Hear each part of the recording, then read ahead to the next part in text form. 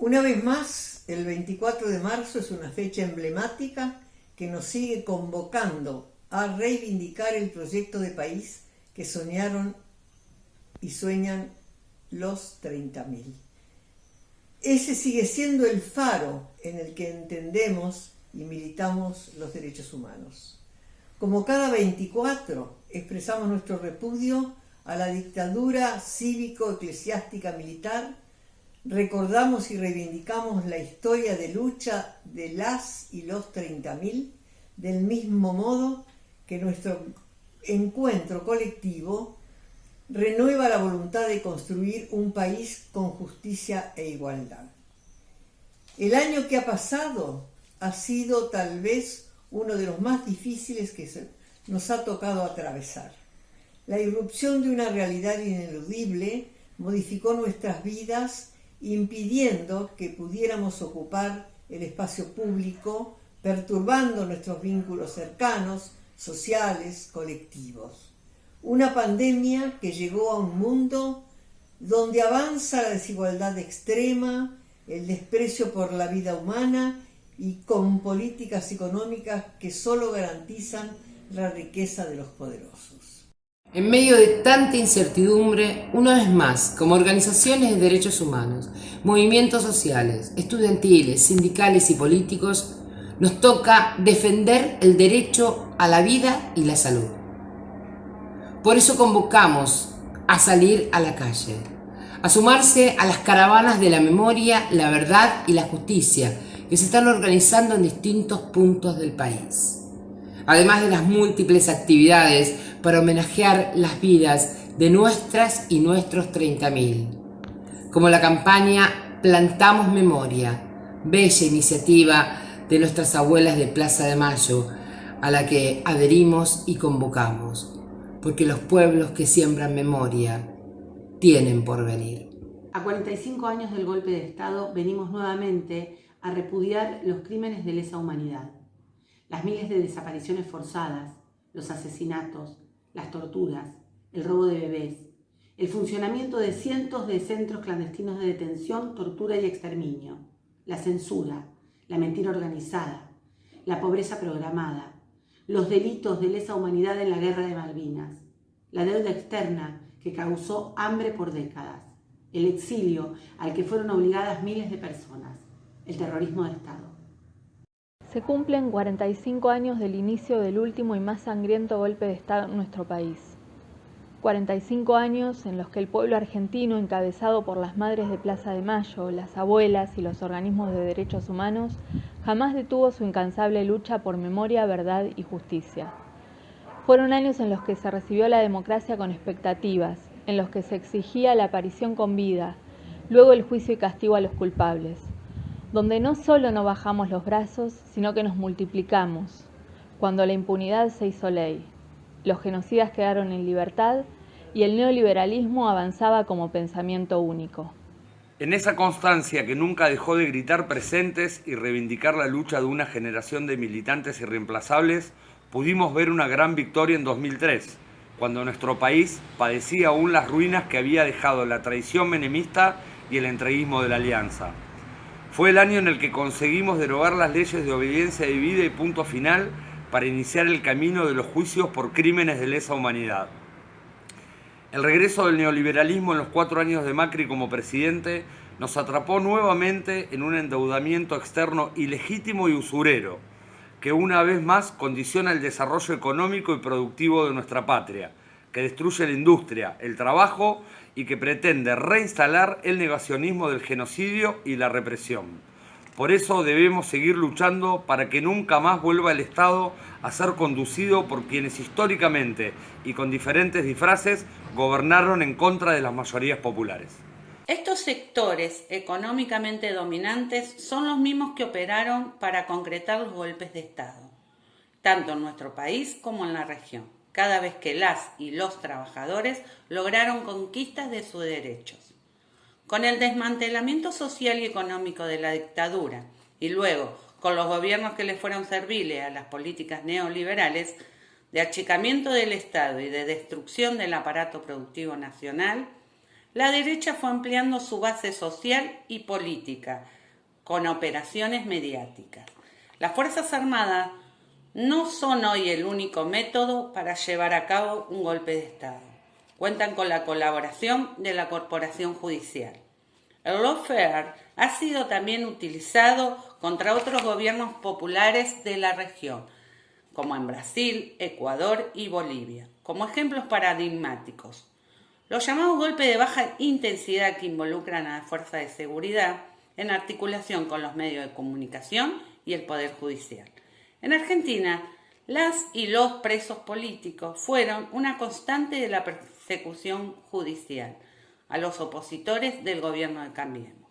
Milagro Sala, detenida por ser mujer, originaria y por luchadora, presa política del gobierno de Mauricio Macri y del gobernador radical Gerardo Morales, es un emblema de la arbitrariedad judicial que hoy continúa impune.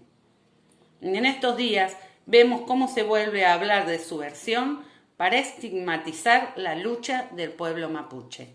De los tres poderes del Estado, el Poder Judicial es el único que se ha resistido a que su estructura sea democratizada e investigada, tanto en su complicidad con la dictadura como con los gobiernos neoliberales que lo utilizan como herramienta de persecución política y como freno al intento de avanzar en mayor justicia social.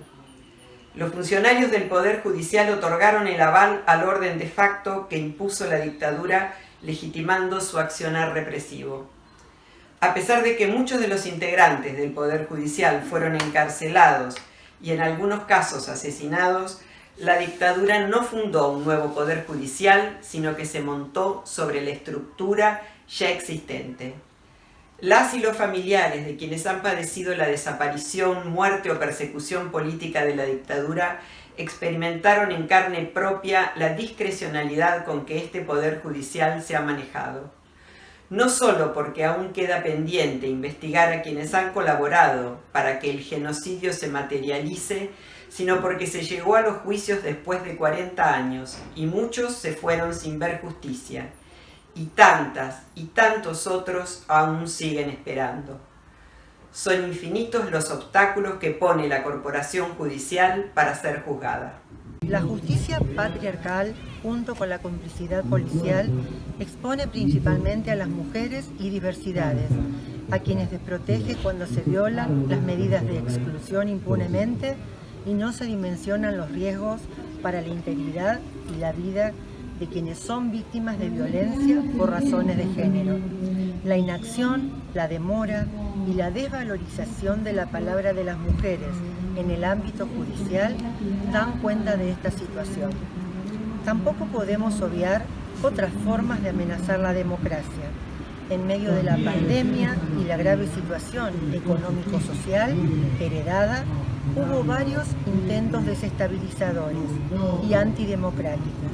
El levantamiento de la policía bonaerense cercando la Quinta de Olivos y la gobernación de la provincia de Buenos Aires, las marchas anticuarentena llenas de consignas fascistas.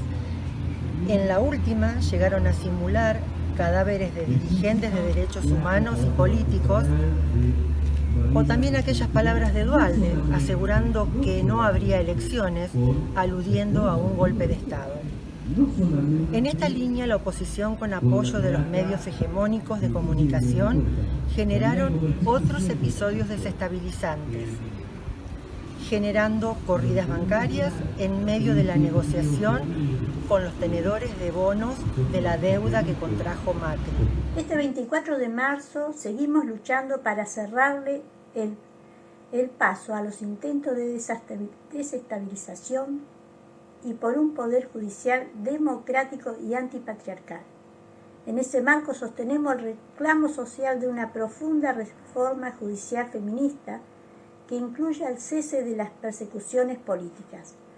No podemos seguir sosteniendo un poder judicial conservador, que se considera a sí mismo una élite, gozando de privilegios como la excepción impositiva auto-otorgada.